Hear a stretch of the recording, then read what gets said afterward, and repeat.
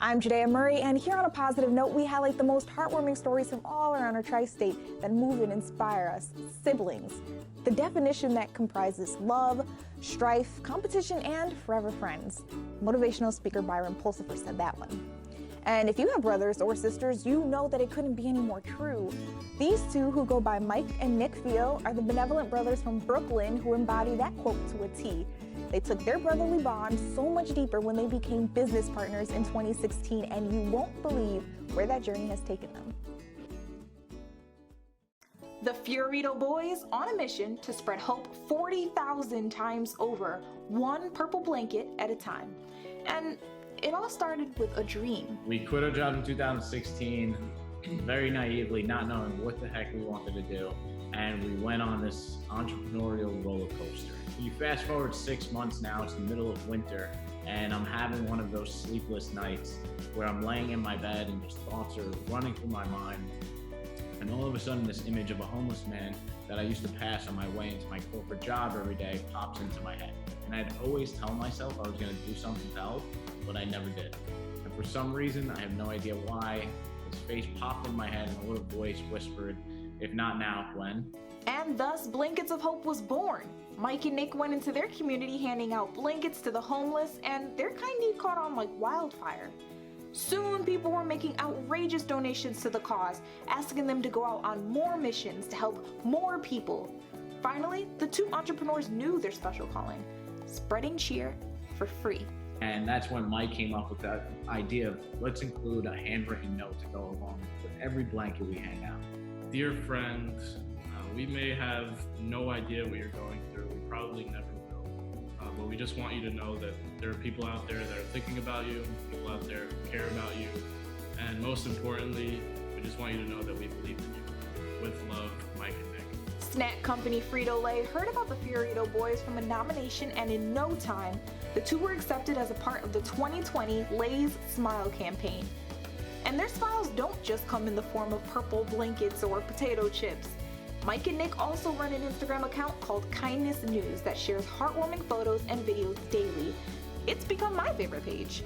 Our ultimate vision is a world united in love, because right now the world needs love more than ever before. If you're looking for other ways to give back, this fall, Ocean Financial Federal Credit Union on Long Island is holding its annual Thanksgiving food drive. From now until November 20th, you can drop off non-perishable items like cereal, pasta, and canned goods, or personal care and household items like soap, deodorant, and garbage bags. Any donation will be accepted at the credit union's branches in Seaford and Oceanside, New York, and then distributed to local food pantries just in time for Thanksgiving. Just like those benevolent brothers in Brooklyn, there's a pair of sisters saving themselves and so many more on Long Island. It all started with a double diagnosis of cancer, and it ended, of course, on a positive note.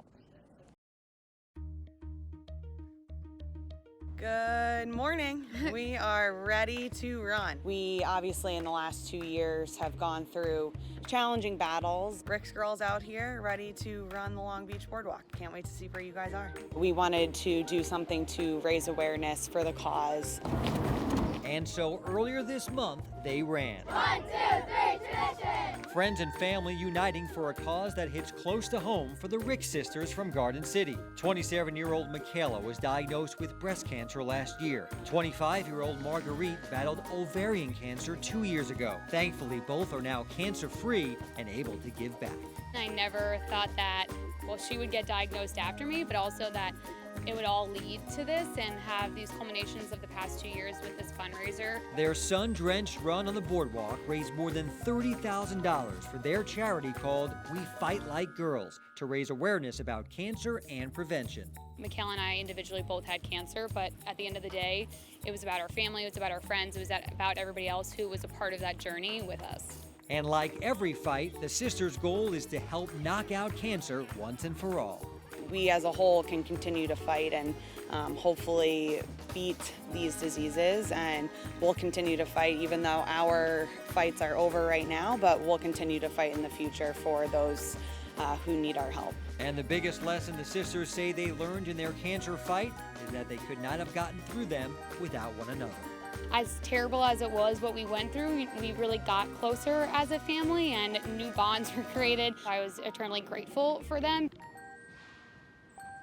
Other survivors of breast cancer in New Jersey are rediscovering their strength through the healing powers of arts. So I went from maternity leave to disability in a matter of weeks. Michelle Schwartz looks back on the health crisis that changed her life. And I found the lumps myself. I had 2 tumors. She was diagnosed with breast cancer at age 37, just months after the birth of her second child. Hi everyone, it's so good to see you guys. With her treatment completed, Michelle is now embarked on an emotional recovery, along with other former or current patients in Healing Arts, a free program of the Princeton YWCA. Sometimes it can be so hard to even just get the courage to pick up that paintbrush, but they can make meaningful and powerful art, and it can be healing in the process. Art instructor Danielle Nolan is leading participants on Zoom due to the pandemic. Artwork created in the program is being collected at the Princeton YWCA to be auctioned to raise money for its Breast Cancer Resource Center. The Beyond Pink Art Show, a virtual event, begins October 31st. Included in the show, these casts made of the busts of cancer patients turned into works of art.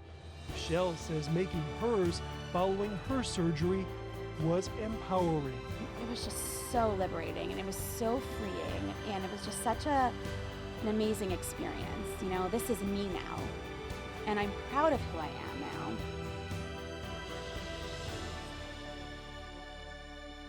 No family history, nothing out of the ordinary, just a happenstance diagnosis that shifted everything for this woman.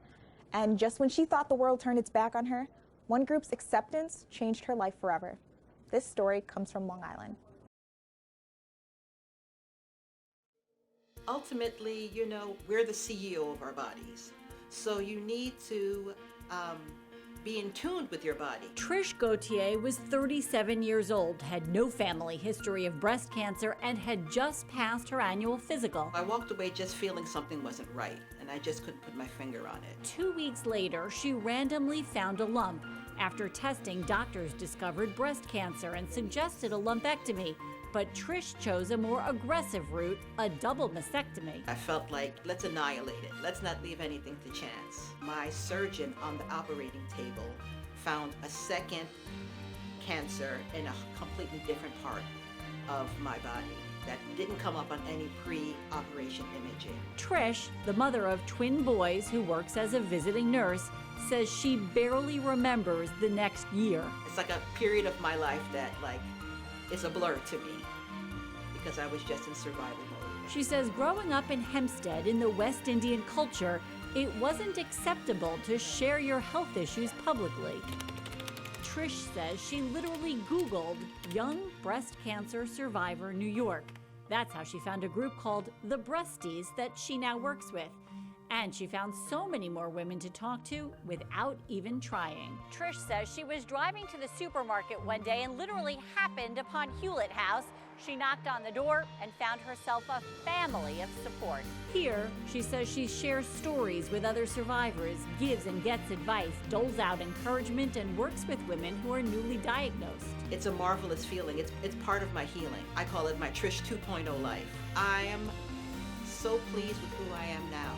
I'm so at peace with who I am now. Trish's advice for the world?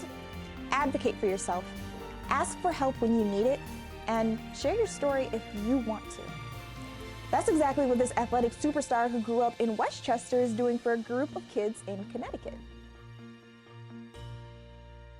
Although NBA player Donovan Mitchell of Utah Jazz was born and raised in New York, he attended his last few years of high school in Connecticut. In fact, one of his favorite childhood memories was watching LeBron James sign to the Miami Heat at the Boys and Girls Club of Greenwich in 2010.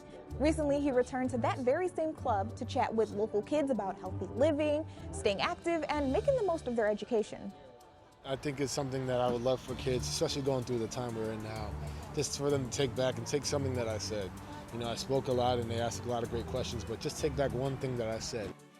The World Series may be over, but for one group of baseball fanatics, the season has only just begun. A school for the blind in the Bronx just kicked off its first ever baseball program, and you just have to check out how it works. Hey, batta batta, swing, batta batta. Students at Lavelle School for the Blind are proving they don't need to see to play baseball. It all sparked from a crazy idea with J-Lo and A-Rod looking to buy a baseball team in the Bronx. We thought, well, we can have a baseball team in the Bronx. Why can't our kids learn how to play? 20 students will be participating in the school's first blind baseball program. Our students have visual impairments and additional disabilities here at Lavelle School for the Blind. So it's about giving them the opportunities to be as independent as possible. Yolando Hamilton is not holding back. He's learning to pitch, run the bases, and one day hit it out of the park. I like hitting the ball and smashing my opponents. I want them to feel like they are successful at a sport, that they can play too, and that they are able to hit the ball successfully, that they can pick up the ball successfully, they can do all the things that they need to do in order to play a game. Today, no one is going to strike out because everyone today is an MVP. Drop the bat. Fun, you have to run after it, and you must to take the bat and give it a big whack, and it's gonna fly with the ball. It's fun. The goal is to have a team ready by spring and have a friendly scrimmage with public schools. But here's the catch. Students will play blindfolded. We're all the same deep down. We just might look or act a little differently.